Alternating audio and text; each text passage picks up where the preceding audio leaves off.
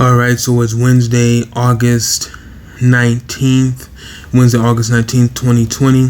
So this is another article from ScienceAlert.com in the health department. The health section. Alright, so as you see in the photos up here, you got a man taking a saliva sample, proteinase K, unsure what that is, combine and mix vigorously. I'm assuming you put the saliva sample in this proteinase K, you combine it and mix vigorously, and then you put that solution here. Looks like heat deactivate, PK, 95 degrees to dualplex RTQ PCR. Alright, so below there it says the saliva direct process. There's a plane passing over, I'm going to let it pass by. Ann Wiley BioRender. Alright, so the title of this article is FDA grants emergency authorization to cheap new COVID-19 saliva test. In Young Choi, Business Insider, published 17th of August 2020. On Saturday, the U.S. Food and Drug Administration granted emergency use authorization to a saliva-based test funded by the NBA and National Basketball Players Association to be available for public use, the agency announced. Wow, so now they're just coming out with COVID-19 saliva tests. This would have made a difference if this was March or maybe like April or maybe even May or June, but August? Let's continue. The test was developed by researchers at Yale and jointly funded by the NBA and NBPA, ESPN reported. Called Saliva Direct, the saliva-based test could be priced at an incredibly low rate.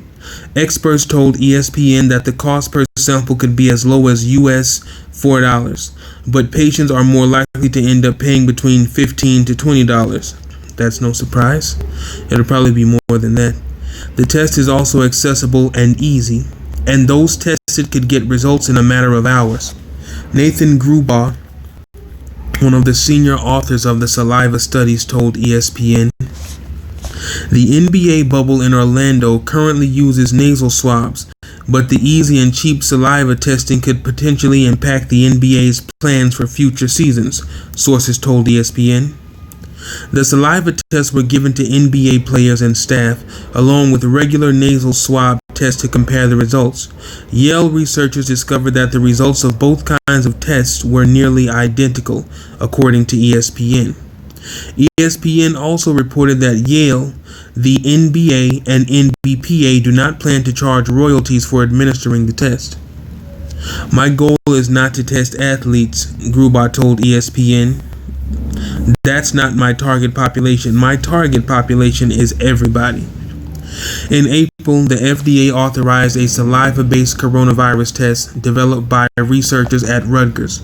ESPN reported that those tests cost patients between $60 to $150 but that the new Saliva Direct test removed the extraction of RNA from samples. Something's going on outside. I'm going to let that a truck's passing or something. I don't know what's going on. Alright, they're gone. Moving on. There they are again. Oh well. The Yale test loses a little bit of sensitivity, but what we gain is speed, and that it should be up to 10 times cheaper, Grubaugh told ESPN. This article was originally published by Business Insider. Okay, you guys please let me know your thoughts about this article. I'm tired of looking at this girl. She's here every day. Let me know about your thoughts about this article. I think it could be a good idea, but at this point, not to be pessimistic, but at this point, I don't see this helping anything. If this were March, April, May, or even June, if this was March or April or May, then I could see this making a huge impact. Now in August, and the end of August at that, when coronavirus has taken over the United States has more cases than any other country on the planet. These tests aren't going to do anything. At this point, they're asking for a cure. The test doesn't matter. They're sending people back to elementary schools, middle schools, high schools, university, which is just going to make even more people sick. So we already know people have the coronavirus. Like, what is the saliva test going to do that these other tests aren't doing? I don't know. If you have any comments or anything, leave them down below. All right, you guys have a great day.